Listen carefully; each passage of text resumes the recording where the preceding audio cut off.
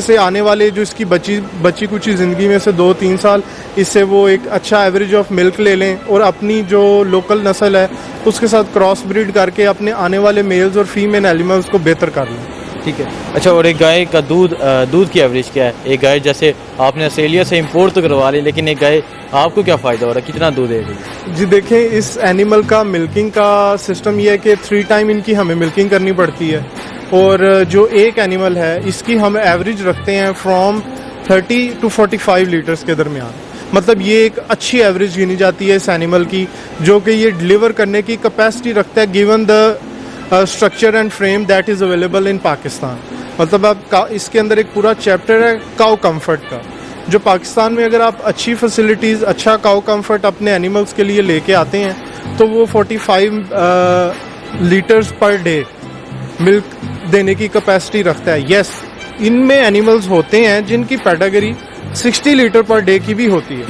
अगर हम इनको पुश करें इनकी लिमिट पे तो हम इनसे 60 litre of milk per day भी ले सकते हैं, लेकिन वो इन लॉन्ग रन इस एनिमल की हेल्थ के लिए अच्छा नहीं होता, क्योंकि हमने इस एनिमल से कम 4 to 5 बेबीज़ लेने होते हैं, फिर इसको हमने रिटायर करना होता है। सो वो एनिमल की जो एज की जो लॉन्गेजिविटी है ना, वो ख़राब होती है अगर हम इसको ऑप्टिमम इससे मिल्क लेने की कोशिश करें। तो हमारी कोशिश ये होती है कि हम 45 तक मैक्सिमम इससे पर डे का दूध लें, उससे ज़्यादा ना लें। ठीक है। अच्छा, 40 से 45 लीटर पर डे, तो जितनी गाय हैं तो एक दिन का टोटल कितना दूध बन जाता है? जी, हमारा जिस तरह जो सेटअप है 250 एनिमल की पॉपुलेशन है टोटल यहाँ पे हमारे फार्म पे मौजूद, तो हमारा जो डेली का सालाना एवरेज मिल्क की कैपेसिटी बनती है वो बनती है 2000 लीटर। 2000 लीटर? जी, 2000 लीटर। और ये सारा 2000 लीटर किसी कंपनी को देते हैं, किसको देते हैं? जी, ये हमने from the last 16 years we were working with Nestle Pakistan, और फ्रॉम दिस ईयर हम एंग्रो फूड्स के साथ कर रहे हैं। ठीक है जी, इतना डेली का इतनी कैपेसिटी ऑफ मिल्क को उठाना, कलेक्ट करने की कैपेसिटी मल्टीनेशनल कंपनीज ही सलाहियत रखती हैं पाकिस्तान में। ठीक है। अच्छा, यहाँ ये देखने में आया कि जो खुराक है, ये जो इनका चारा है वो भी बहुत अच्छा, जैसे काम बैल या गाय को दिया जाता है वो नहीं है, तो इसके बारे में भी बताएंगे। दरअसल इनके लिए स्पेशल फीड हमें तैयार करनी पड़ती है। इसके अंदर पहले तो ये होता है कि हमने अपने एनिमल्स का बॉडी स्कोर और इनकी न्यूट्रिशन वैल्यू चेक करनी होती है कि क्या हमारे एनिमल को कितना प्रोटीन चाहिए, कितने फैट्स की ज़रूरत है,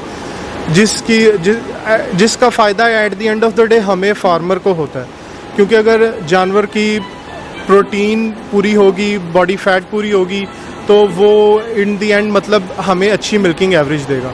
so keeping those things in mind, हम इनके लिए स्पेशल स्टेरलाइज चारा तैयार करते हैं। एक तो फ्रेश ग्रीन फॉडर, हमारी अपनी लैंड है, हमारे लिए वो अवेलेबल होता है।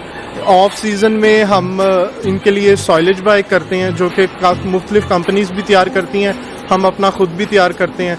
और जो सबसे ज़रूरी चीज़ होती है इनके लिए वो होती है वंडा, जो फीड इनको मतलब जो आप एक्सटर्नल फीड इनके फूड के अंदर ऐड करते हैं।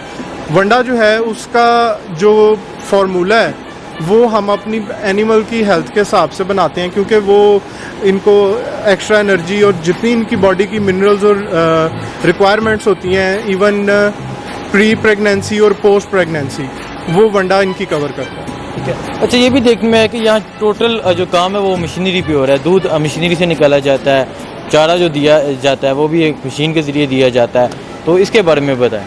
दरअसल डेयरी फार्मिंग के अंदर पाकिस्तान में लोगों को समझने के लिए एक सबसे इम्पॉर्टेंट चीज़ है, इसको कहते हैं डेयरी एफिशिएंसी। पाकिस्तान में अभी तक जितने भी कमर्शियल डेयरी फार्म्स हैं उन पे ये सब चीज़ प्रैक्टिस हो रही है, लेकिन लोकल लोगों को अभी तक इस कॉन्सेप्ट की समझ नहीं आ रही।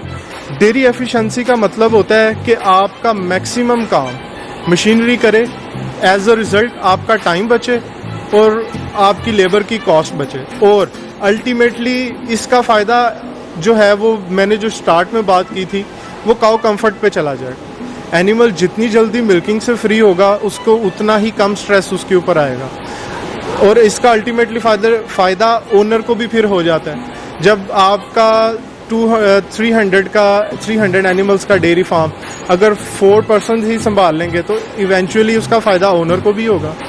और जो संभालने वाले हैं उन पे भी कम स्ट्रेस होगा, क्योंकि मशीनरी ने सारा उनका काम टैकल करना है। जिस तरह आप देख लें 200 एनिमल्स की मिल्किंग जो है, जो इस टाइम हमारे डेयरी फार्म पे पॉलर मौजूद है, वो 1 आवर में कर लेते हैं। लेकिन अगर आप किसी और लोकल डेयरी फार्मर के पास चले जाएं जो at a time 4 to 5 animals की मिल्किंग करते हैं, तो वही मिल्किंग टाइम पीरियड उसका 4 आवर्स पे चला जाएगा। तो अब जिस तरह हमने 3 दिन में 3 दफ़ा इनको मिल्किंग करनी होती है, तो वो तो ये सारा दिन फिर मिल्किंग के लिए एनिमल्स रेडी रहेंगे। तो उस तरह ये खाएंगे कब और ये अपनी न्यूट्रिशनल वैल्यू कब बढ़ाएंगे और मिल्किंग